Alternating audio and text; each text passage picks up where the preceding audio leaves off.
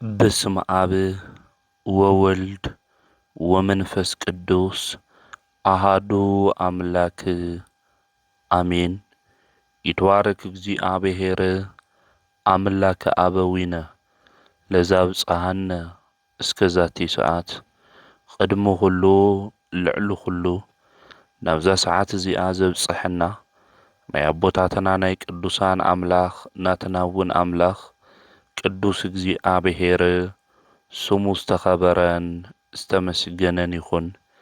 እማ አምላክ ወላዲተ አምላክ ቅድስተ ቅዱሳን ድንግል ማርያም ስለ ፍጹም አዶነታ ስለ ፍጹም ክብራ ክብርን ምስጋናን ይብጽሐያ። ከምኡውን ቅዱሳን አቦታትና ቅዱሳን አዴታትና ብዝተወሃቦም ክብሪ መጠን ኩሉ ምስጋና ይብጽሐዮም። ክርስቶስ ተንሥአ እሙታን በአብይ ኃይል ወስልጣን አሰሮ ለሰይጣን አግዓዞ ለአዳም ሰላም እምይእዜሰ ኮነ ፍስሐ ወሰላም። ብትንሣኤኡ ትንሣኤና ዝአወጀልና ካብ ሙታን በኩሩ ኮይኑ ብዝተንስአ ናብ ሰማያት ድማ ዝዓረገ በጎይታናን በመድኃኒትናን በኢየሱስ ክርስቶስ ፍጹም ሰላም ኸመይ ትጸንሑ ኸመይ ትኾኑ ሰላመ እግዚአብሔር ምስ ኩላትኩም ይኹን። እንኳዕ ንቅዱስ ፊልጶስ ሐዋርያ ከምኡውን ንአቡነ ኤዎስጣቴዎስ ሰባኬ ሃይማኖት ወርሓዊ በዓልን ከምኡውን ብሎማዓንቲ ጉንበት 18 ዓመታውን ወርሓውን ክብረ በዓሎም ዝኽበሩ ቅዱሳን ብሰላም አብጽሖኩም አብጽሐና። በኦርቶዶክሳዊት ተዋህዶ ቤተ ክርስቲያን ዕለት 18 ወርሓዊ በዓሎም ካብ ንገብረሎም ቅዱሳን ሓደ ሐዋርያ ፊልጶስ እዩ። እዚ ሐዋርያ እዚ ካብቶም ናይ ጎይታ ደቀ መዛሙርቲ ኢልና ንጽውዖም 12 ሐዋርያት ሓደ እዩ።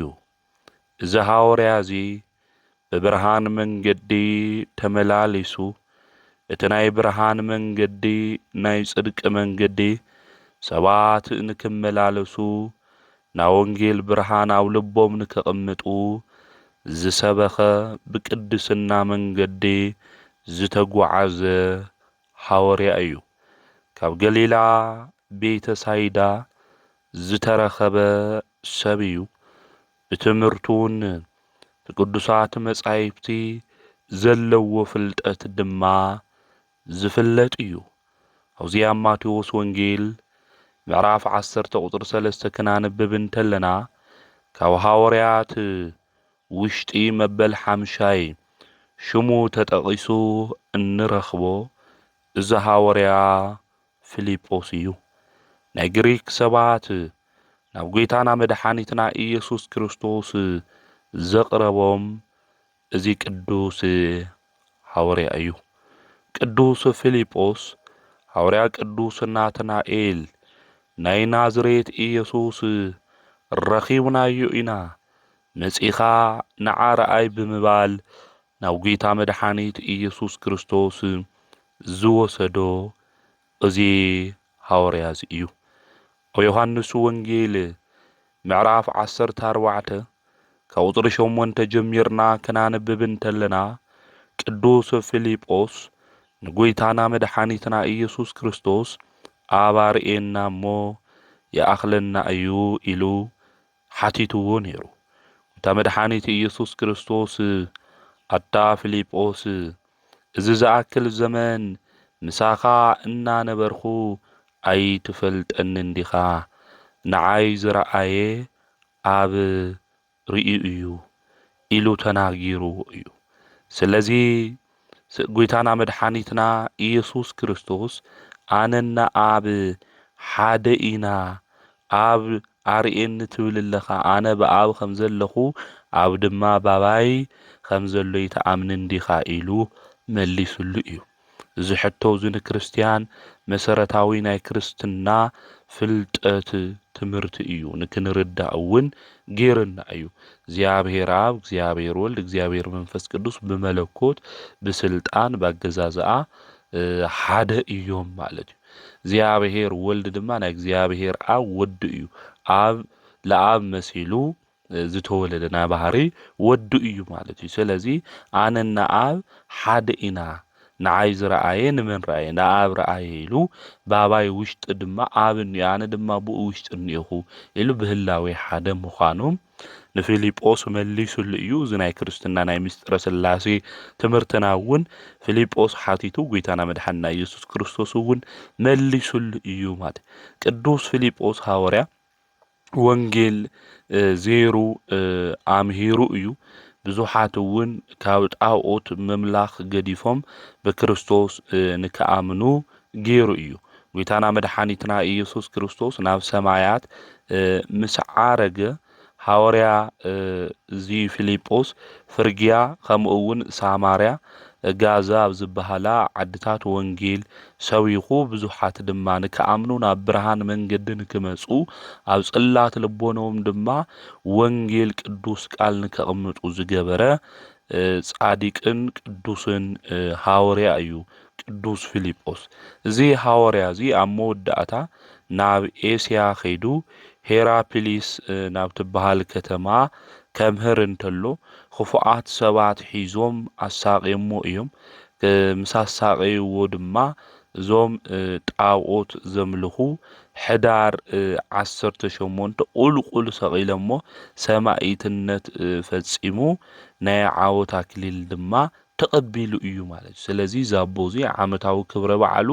ሕዳር 18 እዩ በብወርሑ ዕለት 18 ድማ ናይዚ ቅዱስ እዚ ወርሓዊ በዓል መዘከርታ ክንገብር ቅድስት ቤተ ክርስቲያን ትእዝዘና ከምኡ እውን ተምህረና እዞም ክፉኣት ሰባት ብግፍዕ ምስ ቀተልዎ ስጉኡ ብሓዊ ከቃጽልዎ እዮም ደልዮም ነይሮም ዝተኣዘዘ መልአክ ግን ናይቲ ሐዋርያ ቅዱስ ስጋ ካብ ኢዶም ነጢቆ ወሲዱ ሰዊርዎ እዩ እዚ ድንቅ ዝኾነ ተአምር ዝተመልከቱ ኣብኡ ዝነበሩ ህዝቡ ሁሉም ብሓደ ድምጺ ካብ ቅዱስ ፊልጶስ አምላክ ወጻኢ ካሊእ አምላክ የለን ኢሎም መስኪሮም እዞም ኣሳቂዮም ዝቀተልዎ ሰባት ድማ ተጸጽቶም ብጣዕሚ ድማ ሓዚኖም እዮም ክብሪ ምስጋና አምልኾት ንዑ ይኹን እሞ ጌታና መድኃኒትና ኢየሱስ ክርስቶስ አውዚ ጊዜ ዝምስተጸጸቱ ሁሉ ነገር ምስተመልከተ ዘአመኑ እውን ስለዝነበሩ ናይ ሐዋርያ ቅዱስ ፊልጶስ ስጋ ንክቦም ድማ ብጸሎት ይልምኑ ነይሮም እዞም ክርስቲያን ዚኦም ጌታና መድኃኒትና ኢየሱስ ክርስቶስ ናይ ቅዱስ ፊልጶስ ቅዱስ ስጉኡ መሊሱ ሂብዎ ብጣዕሚ ደስ ይልዎም ካብ ሐዋርያ ቅዱስ ፊልጶስ ስጉኡ ድማ ብዙሕ ድንቅ ተአምራት እውን ተፈጺሙሎም ናይዚ ሐዋርያ መካነ መቃብር እስካብ ኸዚ ኣብዛ ከተማ እዚኣ ይርከብ እዩ ማለት እዩ ስለዚ ቤተ ክርስቲያን ኩሉ ሻዕለት 18 ናይዚ ቅዱስ እዚ ዝኽሩ ትገብርያ በዓሉ እውን ተኸብርያ ሕዳር 18 ከምቲ ዓንቶ ዝብልናዮ ዓመታዊ ክብረ በዓሉ እዩ እዚ ቅዱስ እዚ ናይዚ ቅዱስ እዚ ሐዋርያ በረከቱ ረድኤቱ አማላድነቱ ምስ ኩልና ህዝበ ክርስቲያን ይኹን ከምኡ እውን ዕለት 18 ወርሓዊ በዓሎም ካብና ክብረሎም ቅዱሳን አቦታትና ሓደ አቡነ ኤዎስጣቴዎስ ሰባኬ ሃይማኖት እዩ አቡነ ኤዎስጣቴዎስ መን እዮም ካብኦም ስንታይና እንምሃር ዝብል ክንምልከት ኢና እዚ ጻዲቅ እዚ አቡነ ኤዎስጣቴዎስ ብዝፈጸሞ መንፈሳዊ ገድልን ተአምራትን ብዝሰርሖ ድማ ናይ ምንኩስና ስርዓት ከምኡ እውን ስለ ክብሪ ቀዳሚተ ሰንበት ዝገበሮ ተጋድሎ ብፍላይ ኣብ ዓድና ብዓብይ ድምቀት በዓሉ ይኽበር እዩ እዚ ቅዱስ አቦ እዚ ኣብ ዓድና ጥራሕ ይኾነን ከምኡ እውን ኣብ እስክንድርያ ኣብ አርመንያ ብቀዳምነት ተጠቂሶም ካብ ዝፍለጡ ቅዱሳን አቦታት ሓደ እዮም አቡነ ኤዎስጣቴዎስ እዞም ጻዲቅ እዚኦም አቡነ ኤዎስጣቴዎስ ኣብ ትግራይ ኣብ እንደርታ ዝተወለዱ ጻዲቅ እዮም። ወለዶም ድማ ብቅድስና መንገዲ ብናይ ጽድቂ መንገዲ ዝጓዓዙ ዝነበሩ እዮም። አቦኦም ክርስቶስ ሞዓ አዲኦም ድማ ስነ ሕይወት ይበሃሉ። አቦኦም ክርስቶስ ሞዓ ካብ ወገን ስድራ መኳንንቲ ከም ዝነበሩ ይፍለጥ እዩ። ወላዲ አቡነ ኤዎስጣቴዎስ ፈሪሃ እግዚአብሔር ዝነበሮ ሕጊ እግዚአብሔር ድማ ዝፍጽም ኩልሻዕ ብናይ ጽድቂ መንገዲ ንምኻድ ድማ ዝተግህ ዝነበረ አቦ ነይርዎም እዩ። ወላዲቶም አዲኦም ድማ ንጽጉማትን ዘኽታማትን ምርዳእ ንኣረጋውያን ንዝሓመሙ ሰባት እውን ምሕታት ደስ ዝብላ ጋሻ ድማ ትቕበል ዝነበረት መዓልታዊ ስራሓ እዩ ነይሩ። ስለዚ ወለዶም ብናይ ጽድቂ መንገዲ ዝጓዓዙ ናይ ክርስትና ተግባር ጽድቂ ድማ ዝሰርሑ ዝነበሩ እዮም። ብቃል ኪዳኖም ድማ ጽኑዓት እዮም ነይሩ። ብቃል ኪዳኖም ጸኒዖም መንፈሳዊ ግብርን ትሩፋትን እናገበሩ ነገር ግን ዝሓቕፍዎ ዝስዕምዎ ውላድ ግን እየነበሮምን ውላድ ስኢና ኢና ኢሎም እናሓቕፎ ሕፃን የብልናይ ኢሎም ግን እግዚአብሔር ካብ ምምስጋን ናብ ድሕሪት ዘይበሉ ብጽድቂ መንገዲ ዝጓዓዙ ዝነበሩ ሰባት እዮም። እዚ ነገር ዝጎዲልና እዩ። እዚ ነገር እዚ ስለ ዝጎደለና ውላድ ድማ እግዚአብሔር እኮ ይሃበና ኢሎም ካብ እግዚአብሔር ምምላኽ ካብ እግዚአብሔር ምምስጋን ናብ ድሕሪት ዘይተመለሱ ሰባት እዮም። ንሕና ብህይወት ዘመንና ዝኾነ ነገር ክጎድለና እንተሎ ኣብ ልዕሊ እግዚአብሔር እናጉርምርም ዘየደለየ ቃል ድማ እንናገር ካብ ምምስጋን ኣብ ምጉርምራም ውሽጢ ጠጠው እንብል ኣሂዛባዊ ተግባር ንፍጽም ብዙሓት ኢና። ንእግዚአብሔር ንምንታይ ዘይተመስግኑ ተተባሂልና ጉድለትና ከም ምኽንያት ጌርና እናቕርብ ዝደኸምና ሰባት ብዙሓት ኢና።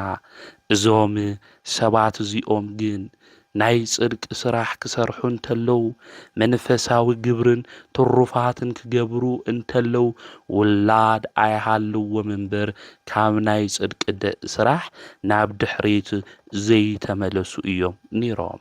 ክሳብ እርጋኖም ከዓ ብእግዚአብሔር እናተጽናዕንዑ ብጸሎትን ተስፋን ድማ ይጽበዩ ነበሩ። ኣብዚ ዓለም እዚ ክንነብር እንተለና ዝጎድሉና ብዙሓት ነገራት ክህልው ይኽእሉ እዮም። እቶም ዝጎደሉና ነገራት ሁሉ ክመልእ ዝኽእል ዝተኣመነ ቅዱስ እግዚአብሔር ከም ዘሎ ፈሊጥና ብጸሎት ኮይንና ተስፋና ድማ ንእግዚአብሔር ጌርና ብትዕግስቲ ክንጽበዮ ይግብአና። ስለዚ ናይ አቦና ናይ ጻዲቁ ኤዎስጣቴዎስ ወለዱ ድማ ብትዕግስትን ብጸሎትን ብተስፋን ብእግዚአብሔር እናተጸናዕንዑ እግዚአብሔር ይጽበይዎ ነበሩ። አዲኦም ስነ ሕይወት ብፍላይ ድማ ብዙሕ ተሓዝን ነበረት። ጸሎታ ድማ ልክዕ ከም በዓል ገዝኣ ናብ ኣምላኻ ናብ እግዚአብሔር ኸይዳ ውላድ ንክህባ ድማ ትልምን ነበረት። ኣምላኽና ቅዱስ እግዚአብሔር ንዝልምንዎ ብትዕግስቲ ድማ ንዝጽበይዎ ሰባት ተስፍኦም ትውክልቶም ድማ ኣብ ልዕሊኡ ዝገበሩ ሰባት ዝለመንዎ ነገር ሁሉ ዝህብ ኣቦን ኣምላኽን እዩ እግዚአብሔር። ለመንኦም ኣብ ቅድሚ እግዚአብሔር ድማ ተሰምዐ። ዘብስሮም መልአክ ሊቀ መላእክት ቅዱስ ገብርኤል ድማ ናብኦም ተላእኸ። ኣምላኽና ቅዱስ እግዚአብሔር ዝነባዕናሎም ዝበኸናሎም አምላኽና ቅዱስ እግዚአብሔር አስተኻኽለልና ዝበልናዮ ጉዳያት ሁሉ ጸሎትና ተሰሚዑ ዘብስር መልአክ ንሱ ሊቀ መላእክት ናብ ኩልና ንክልአኽ ናይ እግዚአብሔር ቅዱስ ፍቃድ ይሁንላ። ቅዱስ ገብርኤል ተላኢኹ ድማ ናብኦም ኸደ ሓደ ንጹሑን ቅዱስን ውላድ ክትወልዱ ኢኹም በሎም። ብትምህርቱ ድማ ንብዙሓት ብመንገዲ ጥፍኣት ዝጓዓዙ ዓያሹ ብቃለ ወንጌል ክምልሶምን ከድሕኖምን እዩ ኢሉ መልአክ እግዚአብሔር ቅዱስ ገብርኤል ድማ ነገሮም። እዞም ጻዲቅ እዚኦም ተጸነሱ። ዝተወጸነሱ ድማ ድሕሪ 9 ወርሒ ተወለዱ። እዞም መኻናት ዝነበሩ አምላኽ ቅዱስ እግዚአብሔር ድማ ውላድ ሃቦም። እዞም ጻዲቅ እዚኦም ሓምለ 21 ተወሊዶም እዮም። ሓምለ 21 ምስ ተወለዱ ድማ አምላኾም ቅዱስ እግዚአብሔር ከም ነቢዩ ኤርምያስ ከምኡውን ከም መጥምቀ መለኮት ቅዱስ ዮሐንስ ገና ኣብ ማኅፀን ኣዲኦም እግዚአብሔር ዝሓረዮምን ዝባረኾምን ብምንባሩ ጡብ ኣዲኦም ክጠብዩ ከለዉ ኣዕንቶም ናብ ሰማይ አንቃዕሪሮም ንእግዚአብሔር ጎይታ ሰራዊት የምስግኑ ነበሩ። እዚ ድማ ልበ አምላክ ዳዊት ዝተናገሮ ቃል እኒእዩ። መዓፈ ደቂቅ ወህፃናት አስተዳለው ከሰባት ካብ ዝጠብዩ ካብ ህፃናት ካብ ቆልዑ ምስጋና አዳለው ኢሉ ዝተናገሮ ናይ ትንቢት ቃል እኒእዩ።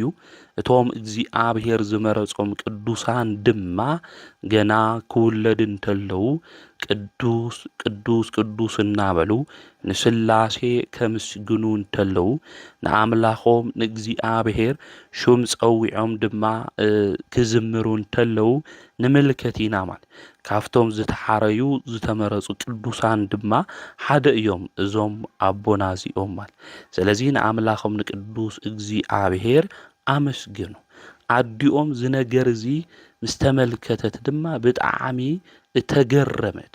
ከምዚ ዝበለ ተአምር ርኤ የፈልጢ ኢላ ከምዚ ኢላ ተናገረት።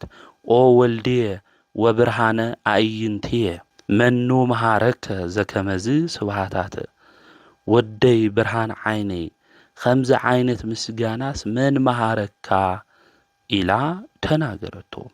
ምስ ጎበዘ ድማ ንክመሃረሎም ናብ አኩኦም አቡነ ዳንኤል ወይ ከዓ አባ ዘካርያስ ዝበሃሉ ኣብ ገዳም ገርዓልታ ዝነበሩ ናብኦም ድማ ወሰድዎ።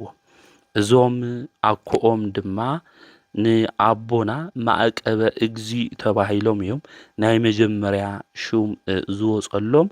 ንኦም ድማ ናይ እግዚአብሔር ትምህርቲ ናይ ጽድቂ መንገዲ እንታይ ምዃኑ መንፈሳዊ ዕዮ እናዓየ ወይ ከዓ እናሰርሐ ከዓቢ ድማ ገበርዎ። እዚ ቅዱስ አቦ እዚ ብመንፈሳዊ ተጋድሉ ህፃን ኮይኑ ትሕቲ ዕድመ ኮይኑ ዘይንኡ ተጋድልኡ ሁሉ ኣብ ኩሎም መነኮሳት ድማ በጽሕ መዘራረቡ እውን ኾነ። እቶም መነኮሳት ከዓ መኑ መሃሮ ለዚ ህፃን ዘመጠነ ዝ ጥበበ ወስብሃተ እናበሉ ተደነቁ። ሰብ ድዩ መልአክ እስካብ ምባል በጺሖም እዮም። ብዝገብሮ ዝነበረ መንፈሳዊ ተጋድሎ ማለት እዩ። ይጾም ይጽሊ ይሰግድ ኣብዚሑ ድማ ንአምላኹ ንእግዚአብሔር ዘመስግን ዝነበረ ብናይ ጥበብ መንገዲ ድማ ዝጓዓዝ ዝነበረ ጻዲቅ እዩ ማለት እዩ። ናብቲ ዝፍጽምዎ ዝነበሩ ልዕል ቅዱስና ዝመልኦ ገድሊ ድማ ይግብኦም ተባሂሎም ማዕረገ ዲቁና ድማ ተቐቢሎም እዮም ማለት እዩ። ብምቕጻል ድማ ባኩኦም አባ ዳንኤል ልብሰ ምንኩስና ለቢሶም ኤዎስጣቴዎስ ተባሂሎም ድማ ተሰይሞም እዮም። ኤዎስጣቴዎስ ማለት ስነ እግዚእ ማለት እዩ። ስለዚ እዞም ጻዲቅ አቦና እዚኦም አርዑት ምንኩስና ጸይሮም ማለት እዩ። ድሕሪ እዚ ድማ ተጋድልኦም አብሊጾም ድማ ይጋደሉ ነበሩ። ንአምላኾም ንእግዚአብሔር ድማ ብዝበልጽ አገልግሎት ድማ ዘገልግሉ ሰናይ ገድሊ ድማ ዝፍጽሙ ዝነበሩ ጻዲቅ አቦ እዮም። አቦና ጻዲቁ አቡነ ኤዎስጣቴዎስ ማለት እዩ። ካብ ዕለታት ሓደ እዋን እውን ጎይታና መድኃኒትና ንሱ ኢየሱስ ክርስቶስ ንስሙ አጸዋውዓ ክብሪ ምስጋና ንዑ ይብጽሓዮ እሞ አክሊል ቅዱሳን ዝኾነ ምስ ቅዱስ ሚካኤል ከምኡ እውን ምስ ቅዱስ ገብርኤል ናብ አቦና ብምምጻእ ፍቅሩ ድማ እግዚአብሔር ገለጸሉ። ቅዱስ እስትንፋሱ ከዓ እፍ በለሉ። ፍቁር ወደይ ኤዎስጣቴዎስ ካብ ማህፀን አዴኻ ከለኻ ሓሬካ እየ እሞ ንብዙሓት አሕዛብ መምህር ክትኾን ኢኻ። ንዓኻ ዝሰምዐ ንዓይ ከም ዝሰምዐ ንዓኻ ዘይሰምዕ ድማ ንዓይ ከም ዘይሰምዐ እዩ ኢልዎ እግዚአብሔር ናብ ሰማያት ድማ አረገ ማለት እዩ። አውዚ ኣብ ቅዱስ ወንጌል እውን ኣብ ሉቃስ ወንጌል ምዕራፍ 10 ቁጽሪ 16 ክነንብብ እንተለና ንኣኹም ዝሰምዐ ንዓይ ይሰምዕ ዝብል ቃል ንረክብ ኢና ማለት። ስለዚ ንቅዱሳን አቦታትና ምስማዕ ማለት ንመን ምስማዕ እዩ ማለት? ንእግዚአብሔር ምስማዕ እዩ።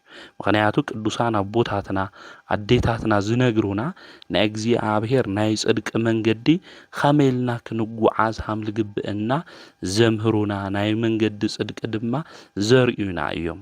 ቅዱሳን አቦታትና አዴታትና ቅዱሳት መጻሕፍቲ ገድሎም እውን ክናነብብ እንተለና ናይ ቅዱስ አቦና ኤዎስጣቴዎስ ገድሉ ክናነብብ እንተለና ብምናኔ ህይወት ዝነበረ አቦ እዩ። ብቅድስና ህይወት ድማ ንአምላኹን እግዚአብሔር ዘገልገለ ቅዱስ አቦ እዩ። ገና ብመንእሰይነት ዕድሚኡ እንታይ ኮይኑ መኒኑ ነዚ ዓለም እዚኣ ድማ ዝነዓቐ ቅዱስ አቦ እዩ ማለት። ስለዚ ኣብ ዓለም ክንነብር እንተለና ንዓለም ፍትወት ንዓለም ስራሕ ስጋዊ ድሌትና ልከይንፍጽም ካብ ስጋዊ ድሌትና ንሓሳብና ከአምላኽና ካብ እግዚአብሔር ክፈለየና ዝኽእል ነገራት ሁሉ ሓዲግና ብጽድቂ መንገዲ ተጓዒዝና አምላኽና ቅዱስ እግዚአብሔር ከመይ ኢልና ክነኽብሮ ከም ዝግባእ ልኡ አኽቢርና ንዑ አመስጊንና ድማ ንሕና ከመይ ዝበለ ዓብይ ናይ ጽድቂ ዋጋ ከምኡ እውን ክብሪ ክንረክብ ከም ንኽእል እዮም ቅዱሳን ዝነግሩን። ነዚ እውን አምላኽና ንሱ መድኃኒትና ኢየሱስ ክርስቶስ ናብኡ መጺኡ ምስ መላእክቲ ናብኡ መጺኡ ንዓኻ ዝሰምዐ ንዓይ ዝሰምዐ እዩ ንዓኻ ዘይሰምዐ ድማ ንዓይ ከም ዘይሰምዕ እዩ ኢሉ ዝተናገሮም ነዚ እዩ ማለት።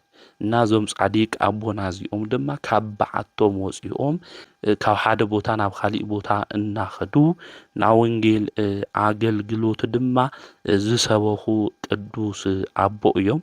ናብ ኤርትራ ኸይዶም እውን ኣብ ኤርትራ ናብ ወንጌል ቃል ብስፍሓት ንክስፋሕፋሕ ዝገበሩ ቅዱስ አቦ እዮም አቡነ ኤዎስጣቴዎስ ማለት።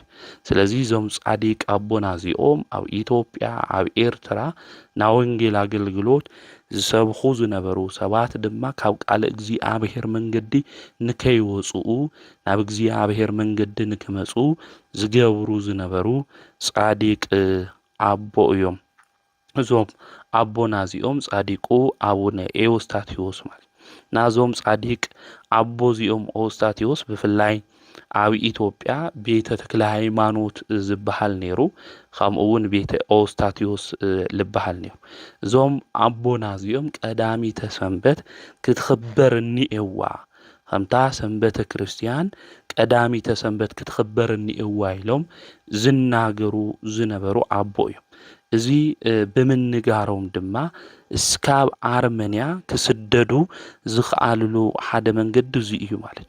እና ዞም ጻዲቅ አቦ እዚኦም ቀዳሚተ ሰንበት ጎይታ እውን ፍጥረታት ፈጢሩ ዘዕረፈላ ቀዳሚተ ሰንበት ወይ ከዓ ናይ አይሁድ ሰንበት ኢልና እንጽውዓ እሳ ክትኽበር እኒኤዋ ብማዕረ ምስ ሰንበተ ክርስቲያን ክትኽበር እኒኤዋ ኢሎም ዝተናገሩ ጻዲቕ እዮም። ከምኡ ኢሎም ክናገሩ እንተለዉ ኣብቲ ዘመን እሱ ዝነበሩ ሊቀ ጳጳስ ብፍላይ ካብ ግብፂ እዮም ሊቃነ ጳጳሳት ዝመፁ ነይሮም። ስለዚ ኣብቲ ግዜ እሱ ዝነበሩ ሊቃነ ጳጳሳት ከምኡ እውን ናይቲ ዓዲ ንጉስ እዞም ጻዲቅ እዚኦም ከምዚ ኢሎም ክናገሩ እንተለዉ የንቕበሎም ኢሎም ንክስደዱ ገይሮሞም እዮም። እዞም ቅዱስ እዚኦም ብፍላይ ኣብ 13 ክፍለ ዘመን እስካብ 14 ክፍለ ዘመን ዝነበሩ ቅዱስ ኣቦ እዮም። ዕንቂ ሃዋርያ ኢልና ከምኡ እውን ሓርበኛ ሃይማኖት ኮኸውና ሃይማኖትና ኢልና ንጽውዖም ቅዱስ ኣቦ እዮም። ኮይኑ ግን ኣብቲ ግዜ እሱ ዝነበሩ ሰባት እዚ ልክዕ የኾነ ይሰምልልዎ ኣለዉ ተባሂሉ ተሰዲዶም እዮም ማለት እዩ። ጎይታይ መድሓኒት ኢየሱስ ክርስቶስ ዝዕረፈላ ዕለት ቀዳሚተ ሰንበት እማ ክትኽበር ክብሪ ክበሃዋን እየዋ ኢሎም ዝተሰደዱ ቅዱስ ኣቦ እዮም። ኣብ ኣርመንያ ዓዲ እውን እዮም ብመስከረም 18 እዞም ጻዲቅ ኣቦና እዚኦም ዓሪፎም ማለት እዩ። እና እዞም ጻዲቅ እዚኦም ኤዎስታቴዎስ ኢልና እንጽውዖም ደቀ መዛሙርቶም ድማ ኣብ ዓድና ብስፍሓት ዝፍለጡ ቅዱሳን ኣቦታት እኒአው እዮም። ካብኣቶም ኣቡነ መርቀሬዎስ፣ ኣቡነ አብሳዲ፣ ኣቡነ በኪሞስ፣ ኣቡነ ዮናስ እንብሎም መንፈሳዊ ደቆም እዮም ማለት እዩ። ስለዚ እዞም መንፈሳዊ ደቆም እዚኦም ኣብ ኢትዮጵያም ኣብ ኤርትራም ገዳማት ብምስራሕ ዝፍለጡ ደቆም እዮም። ደሓር እውን እሶም ኣቦና እዞም ጻዲቅ እዚኦም ምስ ዓረፉ ልክዕ እዩ ቀዳሚተ ሰንበት ከም ሰንበተ ክርስቲያን ክትኽበር እኒኤዋ ተባሂሉ ኣብ ደብረ ምጥማቅ ጉባኤ ተወሲኑ እዩ ማለት እዩ። ስለዚ እዞም ኣቦ እዚኦም እስካብ ኣርመንያ ክስደዱ ዝገበሮም እግዚኣብሔር ዝሰርሖ ሕጊ ክኽበር እኒኤዎ ብምባሎም ኣብ ስደት ኣብ ኣርመንያ እውን ክዓርፉ ክኢሎም እዮም። ኮይኑ ግና እዞም ጻዲቅ እዚኦም ናብ ኣርመንያ ምስ ኸዱ እውን ተኣምር ገይሮም እዮም። ናብ ኣርመንያ እውን ክኸዱ እንተለዉ መርከብ ዝሓዘ ሰብ ተማልእና ክብልዎ እንተለዉ ምስ ደቀ መዛሙርቶም የማልኢሉ ገዲፍዎም ኸይዱ እዩ። ንሳቶም ድማ ክዳኖም ወይ ከዓ መጎናጸፊኦም ዓጺፎም ኣብቲ ባሕሪ ገይሮም ምስ ደቀ መዛሙርቶም እንታይ ገይሮም እዮም ተሻጊሮም እዮም። በዚ እዮም ማዕበል ዝተሻገሩ ከፋሌ ባሕሪ ነተባሃሉ እዞም ኣቦና እዚኦም ዝጽውዑ ማለት እዩ። ባሕሪ ከፊሎም ዝተሻገሩ ማዕበል ተሻገሩ እናተባሃሉ ዝጽውዑ ንዙ እዮም ማለት እና እዞም ኣቦና እዚኦም ናብ ኣርመንያ እኳ ትኸዱ እንተለዉ ብዚ ተኣምር እዚ ተባሕሪ ምስ ደቀ መዛሙርቶም ተሻጊሮም እዮም። እንደቀ መዛሙርቶም እውን ክናገሩ እንተለዉ ቂም በቀል ለለዎ ሰብ ከይህልው ቂም በቀል እንድሕር ሃሊኩም ኮይኑ ግደፍዎ ኢሎም ተናጊሮም ቂሙ ዘይሓደገ የማነ ብርሃን ዝበሃል ደቀ መዝሙር ነይርዎም እዩ። እዚ የማነ ብርሃን ዝተባሃለ ደቀ መዝሙሮም ድማ ቂሙ ስለዘይሓደገ ናብ ባሕሪ ሰጢሙ ሞይቱ እዩ ማለት እዩ። እቲ ባሕሪ እሱ ክሻገር እንተለዉ ክልተ ደሴታት ከዓ ጸጉኦም ብጣዕሚ ዝዓዘዘ ዝበዝሐ ስለ ዝነበረ ልሳን ኣውፅአን ኣነ ክቕበሎ ኢለን ተሽቀዳዲመን እየን። ንሶም ድማ ናብ ኣርመንያ ኸይዶም እዮም ማለት እዩ።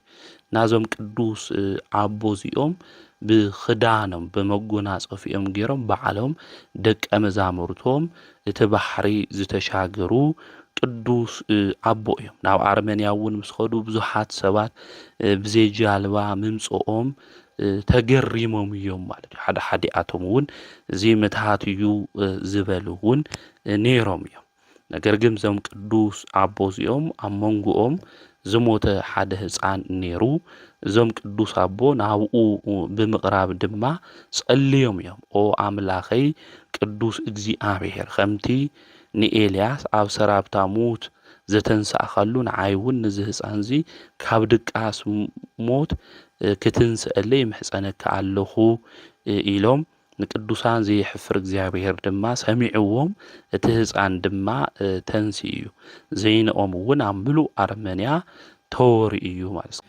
እዞም ቅዱስ አቦዚኦም እስካብ ዕለተ ዕርፈቶም እውን ኣብኡ ኣምሂሮም እዮም ማለት እዩ እና እዞም ቅዱስ አቦዚኦም እውን እግዚአብሔር ቃል ኪዳን ኣትይውሎም እዩ ስምኻ ዝጸውዐ ተስካርኻ ዝገበረ ብሹምኻ ጡሚ ዘጽገበ ጽሙእ ዘስተየ ዝመጽወተ ቤተ ክርስቲያን ዝሃነጸ ገድልኻ ዝጸሓፈ ዘንበበ መንግሥተይ ከውርሶ እየ ኢሉ ብዘይሕሱ ቃሉ ኣምላኽ ቅዱስ እግዚአብሔር ቃል ኪዳን ኣትይውሎም እዩ ማለት እዩ እና እዞም ቅዱስ ኣቦ እዚኦም ብፍላይ ኣብ ዓድና ገዳማት ክስፋሕፍሑ ዝገበሩ ቅዱሳን አቡነ አብሳዲ አቡነ በኪሞስ አቡነ ዮናስ ካልኦት መንፈሳዊ ደቆም ብጽድቅ መንገዲ ንክጓዓዙ ዘምሃርዎም ናዮም ድማ መንፈሳዊ ደቆም እዮም ማለት እዩ ስለዚ እዞም ቅዱስ አቦዚ ብዛገልግሎቱ ዘገልግሎም እምተዓንቶ ዝበልናዮ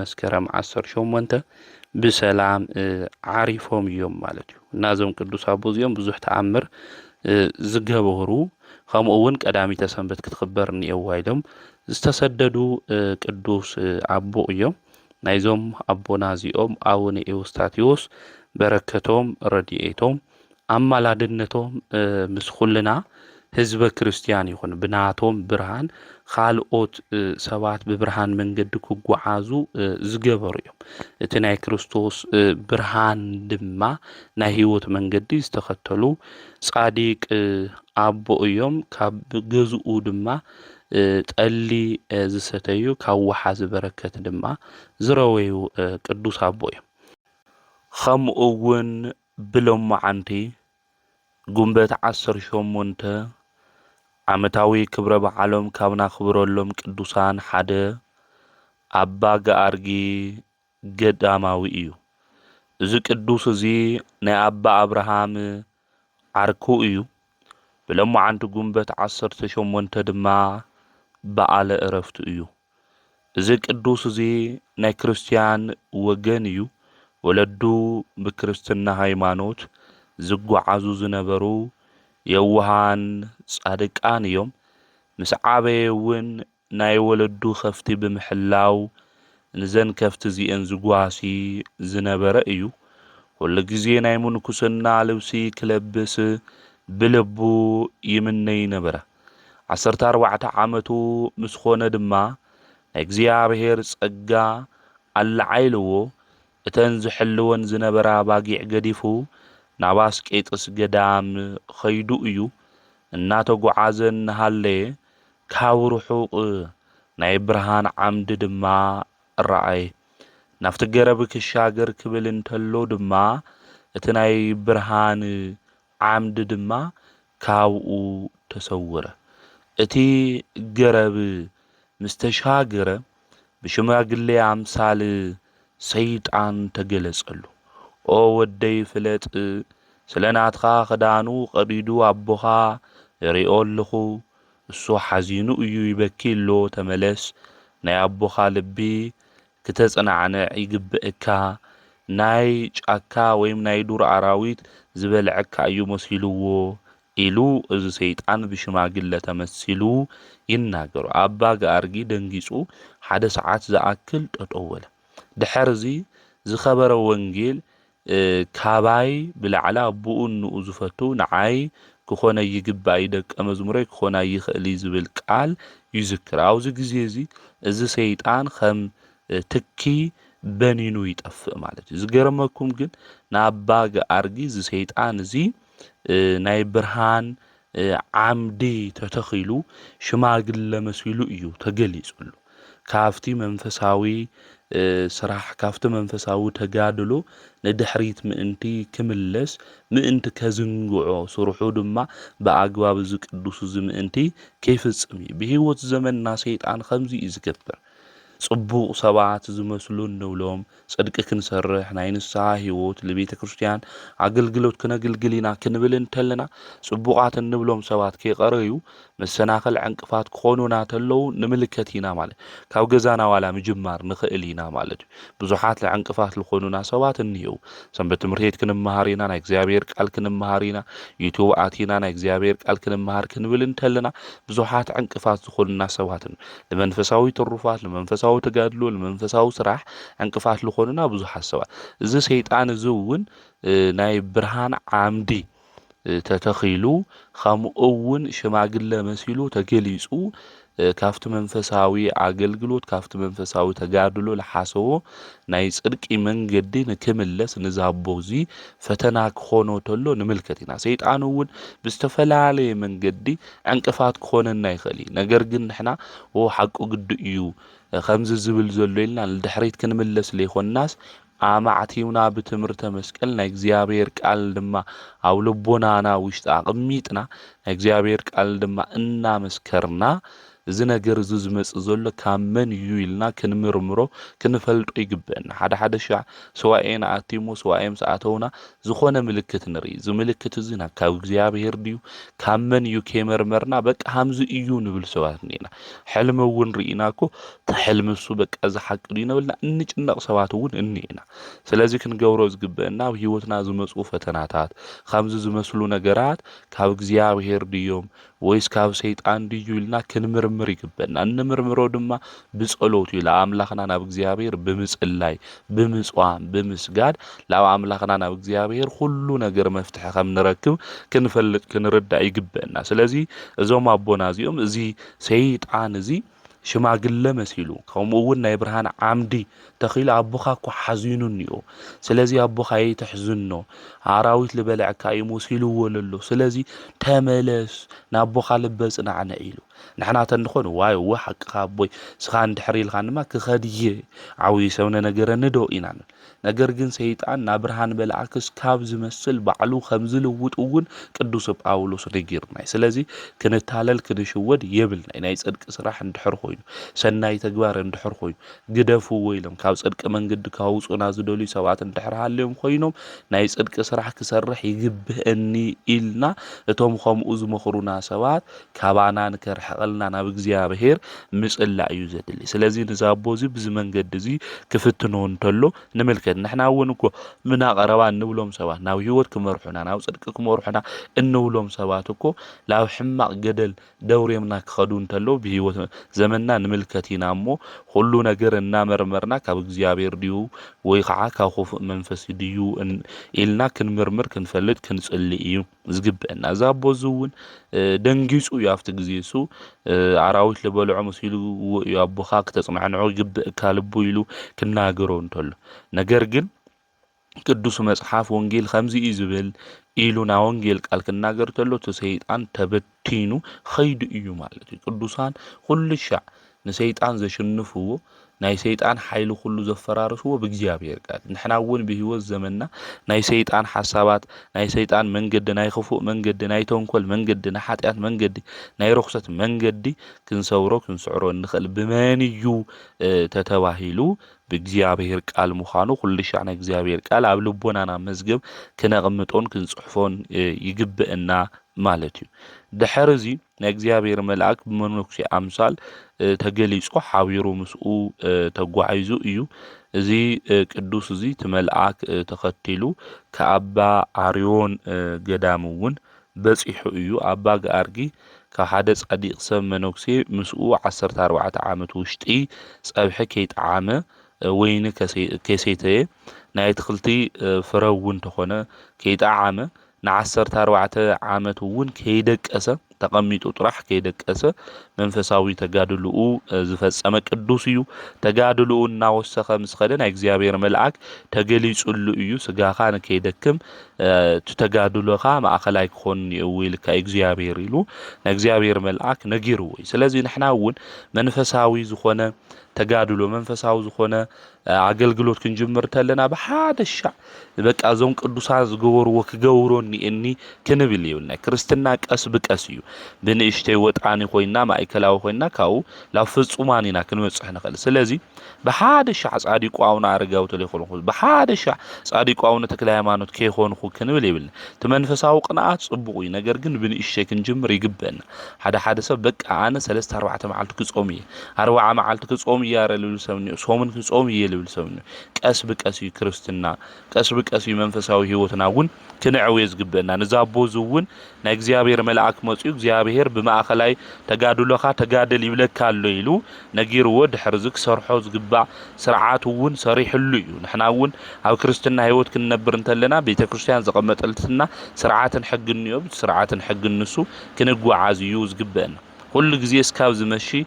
نكتصوم نيشتن جرا دما نكبلع أنا سكاب 4 ساعات 4 ساعات سكاب من فك ليلة دما نكدقس نسقو عرفت نكدقس زقري دما بصلوت كتجه خمزلو ونجيرو سرعات ونقميطل እዩ ማለት دحار خويد ومنت كيوص نحنا ون خويدنا تكرستنا كين حدغو قس بقس منفساو تጋድሎና ክንገብር ከም ዝግበአና ቅዱስ ቤተ ክርስቲያን ተመኽረና ነዚዩ ድሕረዚ ብዙሕ ዘመናት በመንፈሳው ተጋድሎ ተጋዲሉ ድሓር ናብ በረኻ ኸይዱ ንኽልተ ዓመት ዝኣክል ኣብ በረኻ በይኑ መንፈሳዊ ተጋድሉኡ ፈጺሙ ድሕርዚ ጎይታ ተገሊጹሉ ናይ ቦቱኡ ንክምለስ ኣዚዝዎ ኣብዚ ግዜ እዚ ኣምላካዊት ሓይሊ ካብ ዘኽበሮም መክሲሞስና ደማቴዎስ ገዳም ኣብጽሕዎ ድሕርዚ ندورون قربا سلازنبرتيو ناب دبرون እናተመላለሰ ኣብቲ ግዜ እሱ አብርሃም ዝተባሃለ አቦ ካብ ዓለም ናፍቲ ገዳም እሱ መጽዩ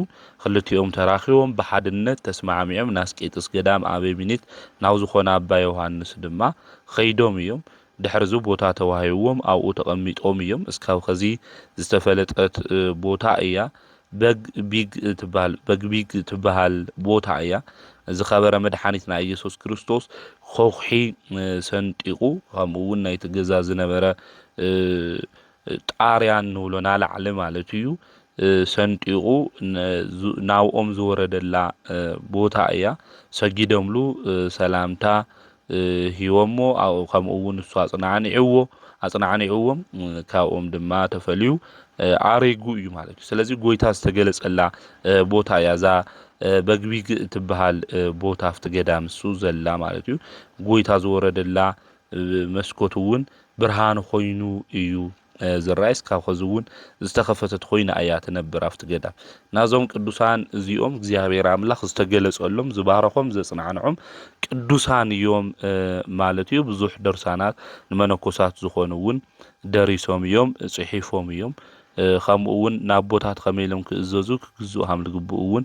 ዘምሃሩ ቅዱሳን እዮም አባ አብርሃም ጥሪ ክልተ እዩ ዓሪፉ እዞም ዝኸበሩ አቦ አባ ጋርጊ ግን ብለሙዓንቲ ጉንበት 18 እዮም ዓሪፎም መላእ ዘመኑ ሰብዓይ ክልተ እዩ ዓመቱ ቅዱስ እዚ በዓለም 14 ዓመት በመንኩስና 58 ዓመት ዝነበረ ቅዱስ እዩ ንእግዚአብሔር ምስጋና ይኹን ነው ብዙ ቅዱስ ዝጸሎት ድማ አምላኽና ቅዱስ እግዚአብሔር ንኹልና ንክምሕረና ንአምላኽና ናይ እግዚአብሔር ቅዱስ ፍቃድ ይኹነልና ከምኡውን ብዝዕለት እዚ ናይ ሰማዕቱ ሲኖዳ መዘከርታ በዓሉ ምዃኑ መጽሐፈ ስንክሳር ይነግረና እዩ በረከቱ ምስ ኩልና ህዝበ ክርስቲያን ይኹን እዞም ቅዱሳን እዚኦም ሁሉም በብርሃን መንገዲ ዝተመላለሱ ናይ ብርሃን ህይወቶም ድማ ንኻልኦት ሰባት ከብርህ ዝገበሩ ካፍቲ ፍልፍል ህይወት ዝኾነ መድኃኒት ኢየሱስ ክርስቶስ ዝተመገቡ ናይ ህይወት ማይ ድማ ዝተሰተዩ ቅዱሳን እዮም እሞ ንሕና እውን ከምዞም ቅዱሳን እዚኦም ናይ ጽድቂ ስራሕ ሰሪሕና ብጽድቂ መንገዲ ልክንጓዓዝ ናዮም ህይወት አብነት ጌርና ልክንጓዓዝ ንአምላኽና ናይ እግዚአብሔር ቅዱስ ፍቃድ ይኹነልና ዘምህረና ዝገሰጸና ናይ አቦታትና አምላክ ቅዱስ እግዚአብሔር ስሙ ዝተኸበረን ዝተመስገነን ይሁን ወስብሐት ለእግዚአብሔር ወወላዲቱ ድንግል ወለመስቀሉ ክቡር